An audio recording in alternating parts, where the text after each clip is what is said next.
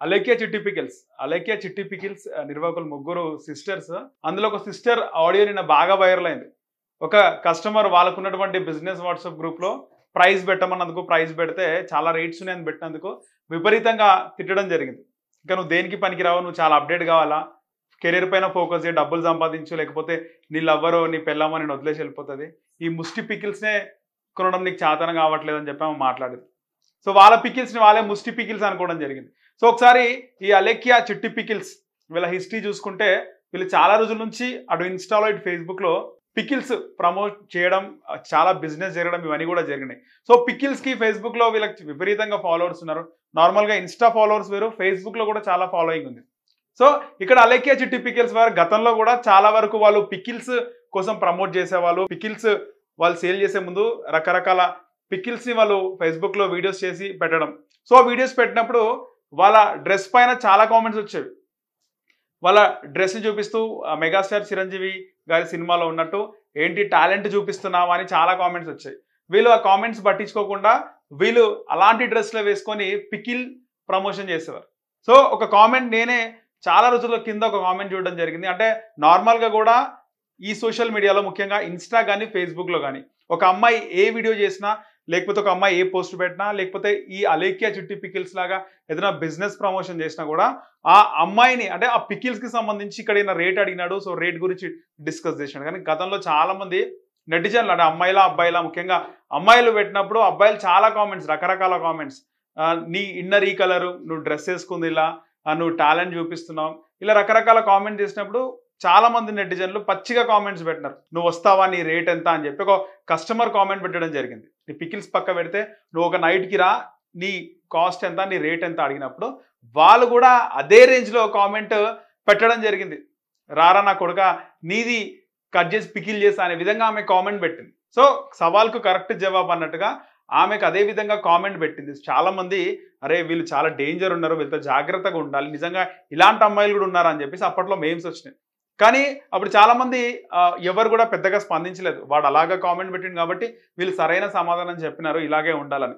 కానీ నిన్న వాట్సాప్ గ్రూప్‌లో ఒక సాధారణంగా రేట్ అడిగినందుకు మీ రేట్స్ చాలా ఉన్నాయి అని చెప్పి ఒక కామెంట్ పెట్టినప్పుడు వాట్సాప్ గ్రూప్‌లో ఆమె ఆ విధంగా మాట్లాడడం అయితే చాలా అందరూ కూడా హేట్ చేస్తున్నారు. ఇప్పటికే వాళ్ళ పికిల్స్‌కి సంబంధించి బ్యాన్ చేయాలి అని చెప్పేసి మాట్లాడుతున్న టైంలోనే వాళ్ళ వెబ్‌సైట్, వాళ్ళ సేల్స్ అన్ని కూడా క్లోజ్ చేసుకొని సైలెంట్‌గా ఉండిపోయారు.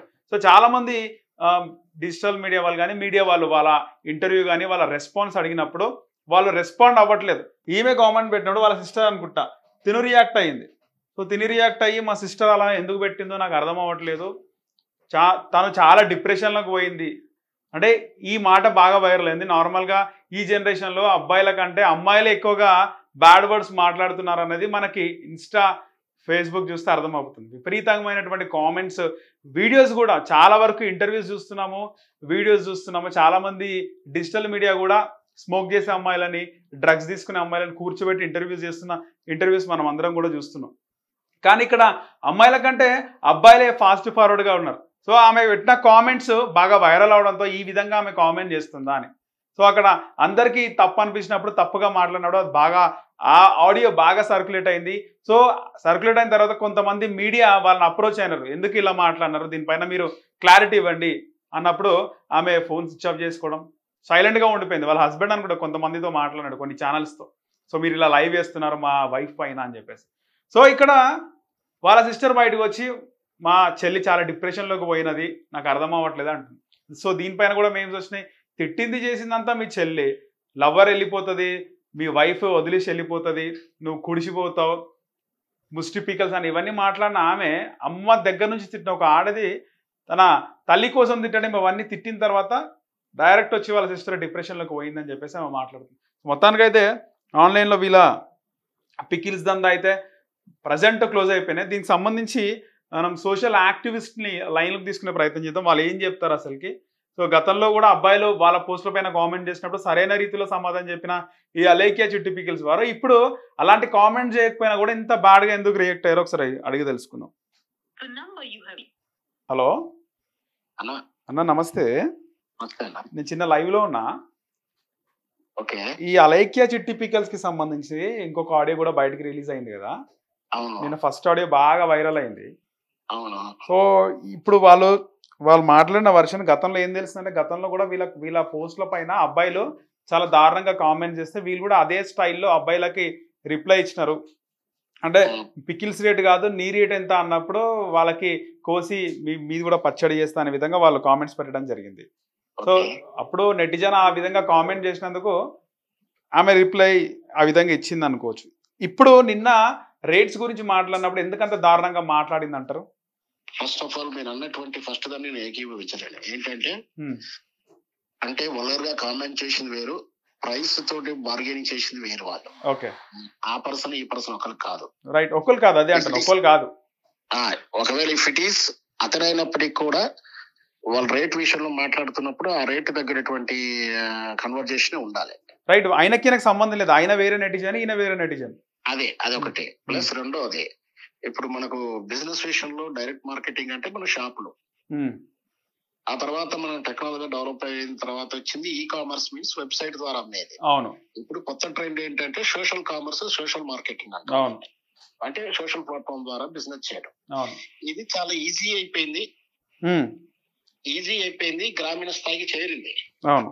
అంటే ఒక గృహిణి, ఒక ఇండిపెండెంట్ క్యాండిడేట్, అల్లికలు, అచ్చులు వేయడం, చిన్న చిన్న వ్యాపారస్తులు కూడా, మేకప్ ఆర్టిస్టులు, వంటలు ఉండే వాళ్ళు కూడా బిజినెస్ ఇచ్చి కుటీర పరిశ్రమ ఇస్తుంది. ఓకే. అట్లా వచ్చినటువంటి ఒకరు ఈ Alekhya family, 4 sisters. Okay.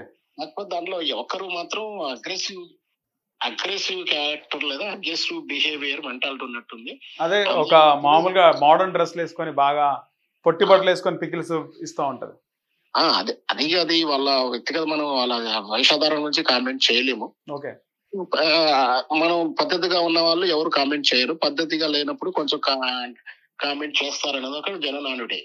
So ఏదైనా సరే ఆ అలేఖ్య సిస్టర్ లో ఎవరో ఒక సిస్టర్ మాత్రం ఆ విధంగా వ్యాఖ్యలు చేయడం అయితే ఖచ్చితంగా ఖండించాల్సిందే.